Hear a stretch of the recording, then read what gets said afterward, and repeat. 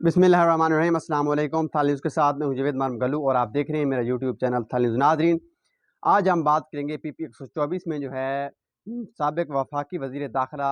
मखदूम सैयद फैसल साले याद साहब जो है किस उम्मीदवार की जो है पीपी 124 में एमपी की जो नशस्त है उसमें किस उम्मीदवार से उनका इत्तेहाद मुतफ़क़ है। आपको बताएं कि गुज़िश्ता 2018 के आम इंतखाबात में उनके जो इत्तेहादी थे सैयद अली अकबर शाह साहब थे और उनके साथ उनका इत्तेहाद जो है ख़त्म हो चुका है। अब जो है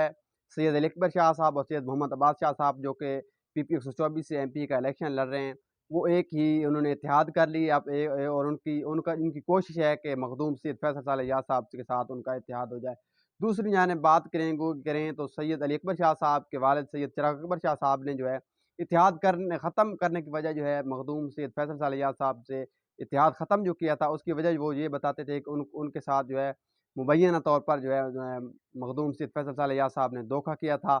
और जो है उनकी सपोर्ट नहीं की थी, बल्कि उनकी सपोर्ट उन्होंने जो है राय तैमूर भट्टी साहब की सपोर्ट की थी। आप जो अगर बात करें मौजूदा सूरत हाल की, सूरत हाल ये है कि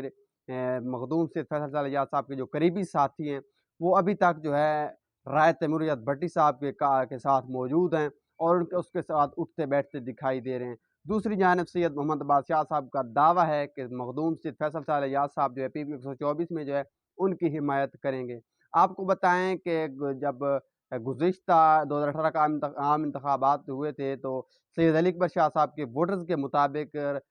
2-3 रात पहले ही, इलेक्शन से 2-3 रातें पहले ही उन्होंने जो है राय तैमूर भट्टी साहब को जो है वोट डलवाने के लिए अपने जो है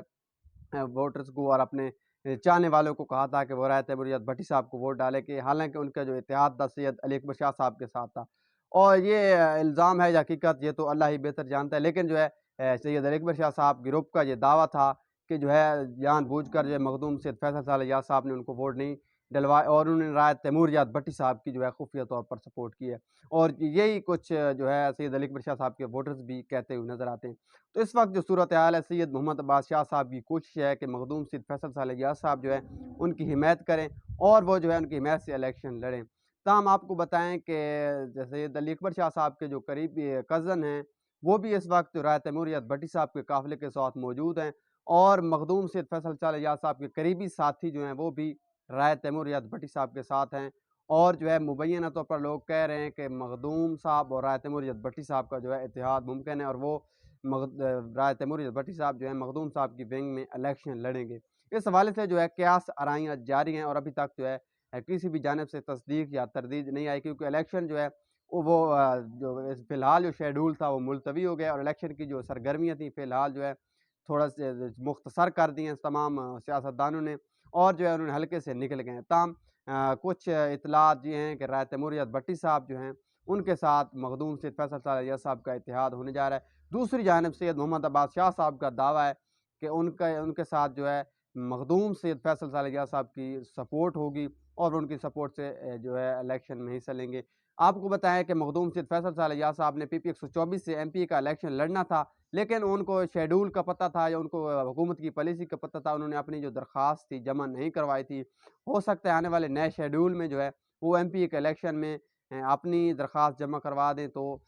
ये दोनों उम्मीदवारों से इत्तेहाद नामुमकिन होता हुआ नज़र आ रहा है, या जो है सदात इत्तेहाद की सूरत में जो है सैयद मोहम्मद अब्बास शाह साहब जो है मखदूम सैयद फैसल साले याद साहब अगर पीपी 124 से एमपी का इलेक्शन लड़ें तो हो सकता है वो जो है उनके हक में दस्तबरदार हों। ताहम अभी तक किसी जानिब से भी हतमी फैसला नहीं आया, क्योंकि इलेक्शन का जो शेड्यूल था वो मुलतवी हो गया और इलेक्शन कमीशन ऑफ पाकिस्तान ने मौजूदा जो शेड्यूल जारी किया था उस पर इलेक्शन करवाने से माजरत की है और इस हवाले से मज़ीद बात आगे नहीं बढ़ सकी, क्योंकि 4 तारीख को जो है निशान अलाट होने थे और इस वक्त तक जो है फैसला हो जाना था कि कौन सा उम्मीदवार किसकी सपोर्ट से जो है इलेक्शन में हिस्सा ले रहा है। अब तक की जो मालूमात मेरे पास थी आपको दी, उम्मीद है आपको पसंद आई होंगी। मज़ीद ऐसी वीडियोज़ देखने के लिए मेरा यूट्यूब चैनल थाल न्यूज़ सब्सक्राइब कर लें ताकि मेरी हर आने वाली वीडियो सबसे पहले आप तक पहुँच सके और आप हमेशा की तरह बाखबर रह सकें। शुक्रिया।